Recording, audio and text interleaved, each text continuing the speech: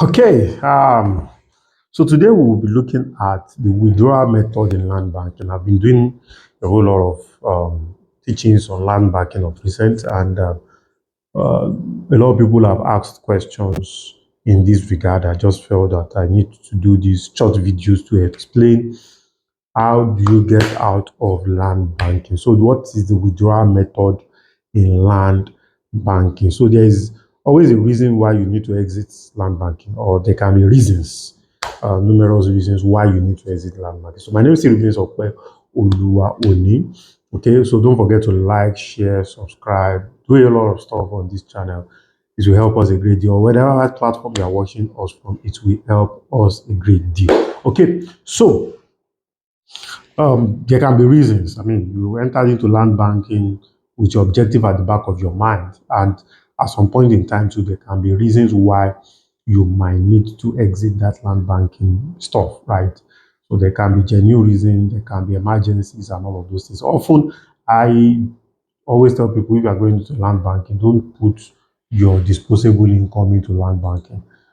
Cash that you will need in the next couple of days, in the next couple of weeks, don't put it into land banking. And the reason why I always advise in that way and manner is because so that it will not get to a point that you will want to sell in a hurry. And when you are doing land banking, you don't sell in fact, in any real estate transaction, anybody that is in a hurry to sell or in a hurry to buy always lose out in the transaction. So we need to have that at the back of our mind. So anytime you are doing land banking, always have some liquidity or cash flow means, especially when the land banking has not started giving you cash flow in one way or the other. Okay, so that's very, very important. So go market condition and individual circumstances can determine when you want to pull out of your land banking system. I just did a video um, that uploaded a night before, and how the transition from land banking to a developed state. So at that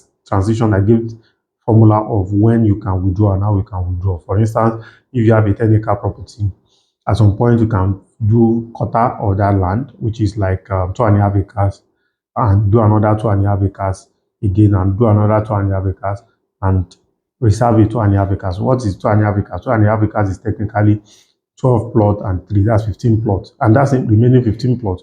You can break them into 5. 3 acres, still keep it as land banking, and another 3 acres, you sell it, build houses on it. Sorry, 3 plots rather. You build houses on it and all of those things.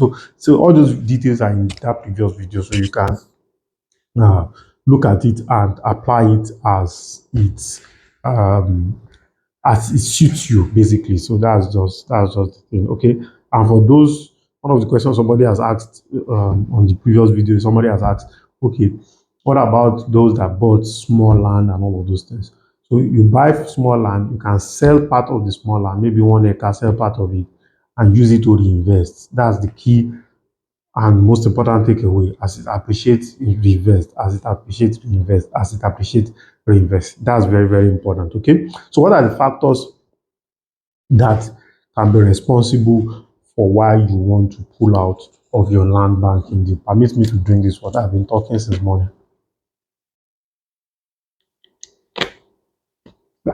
Number one is when your investment objective has been met. It's possible. So you can, depending on the reason why you enter into land banking, as soon as your investment objective has been met, you can equally pull out. So that's one of the reasons.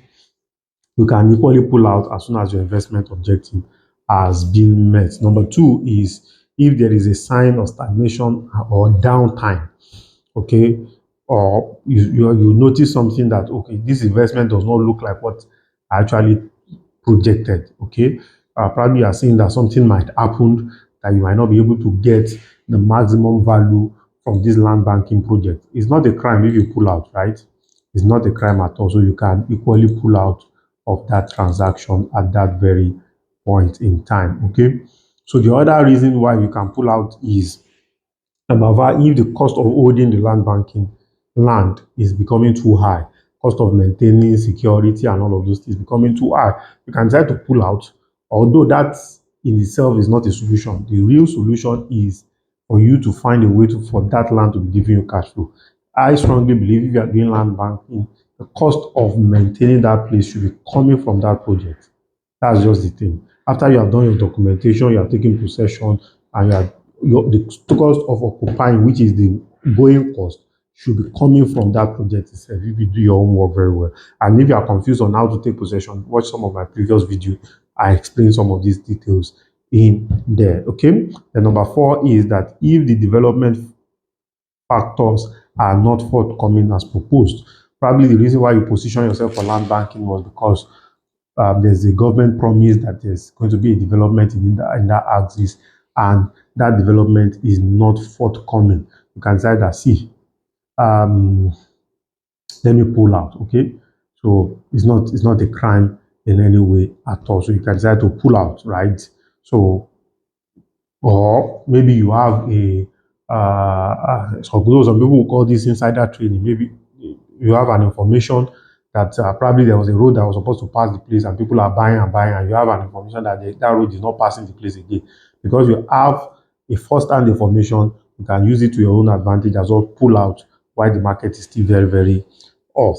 Okay, the next thing is government policy. Maybe government policy change, and you look at it and you project, because when government policy change, things might not change immediately, but maybe from your own experiences, and you have projected that with this government policy change, there's going to be impact in the land banking that I have done. What I would just advise for you is to pull out. Just pull out. Okay, number 6, which is the next one, is that if the investment is becoming too risky, probably you have done your analysis and you realize that this investment is becoming too risky, okay, then you can also pull out, right? If it's becoming too risky, if you can't mitigate against the risk, just pull out. Just pull out. There's no crime, right? Just pull out. There will always be more opportunities that will show up, right? There will always be more opportunities that will show up. There's nothing like some opportunity will not show up. I mean, somebody define being poor as passing over opportunity repeatedly. It's because you are passing it over repeatedly, that's what is the crime. It's because you are passing over opportunity repeatedly, that's the crime. But when some opportunity, you've taken advantage of them, and it turned out that they are not what you projected them to be, there's no crime pulling out. So you can always find other opportunities that will serve your own purpose. So you need to have that at the back of your mind, and not all opportunities will be your own opportunity. You need to have that at the back of your mind. Knowing that will give you a lot of peace. Knowing that will give you a lot of peace. Knowing that will give you a lot of peace. Okay. So the next thing also is that if you are being advised by professionals, I mean, I've shared this over and over again, you need to have some professionals around you. Your lawyer, in fact, somebody said there are 2 people you can't lie to. Your lawyer and your doctor, because this one can save you from jail and the other one can save your life. Okay. In fact, some people add their pastor to it. So it depends on what you believe in. So, but you need to surround yourself with a good lawyer, a property lawyer. You need to real estate consultant, people that can pull you out of problem, or people that know better than you, that can see the future ahead of time and say, see, that place sell now. This is the time to sell. Probably they are privileged, maybe government people too.